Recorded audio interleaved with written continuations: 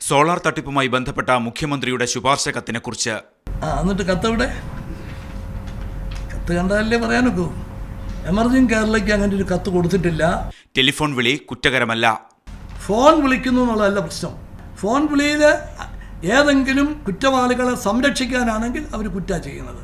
തെറ്റ് ചെയ്തത് ആരാണെങ്കിലും ഈ ഗവൺമെന്റിന്റെ കാലത്ത് രക്ഷപ്പെടുത്തില്ല. മുഖ്യമന്ത്രിയുടെ ഓഫീസിൽ സോളാർ പാനൽ സ്ഥാപിച്ചത്.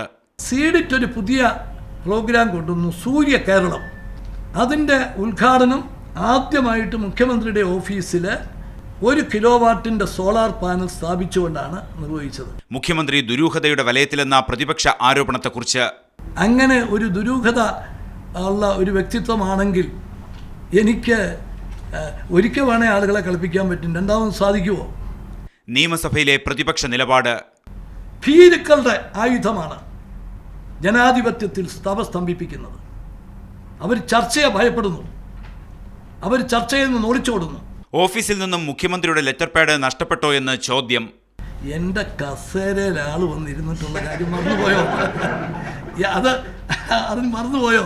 സോളാർ വിഷയത്തിൽ പ്രതിപക്ഷ ആരോപണം നേരിടുന്നതിൽ UDF ഒറ്റക്കെട്ടാണെന്നും 10,000 കോടി രൂപയുടെ അഴിമതിക്കായിരുന്നു ശ്രമമെന്ന് PC ജോർജ് പറഞ്ഞിട്ടില്ലെന്നും മുഖ്യമന്ത്രി വ്യക്തമാക്കി. മീഡിയ 1 തിരുവനന്തപുരം.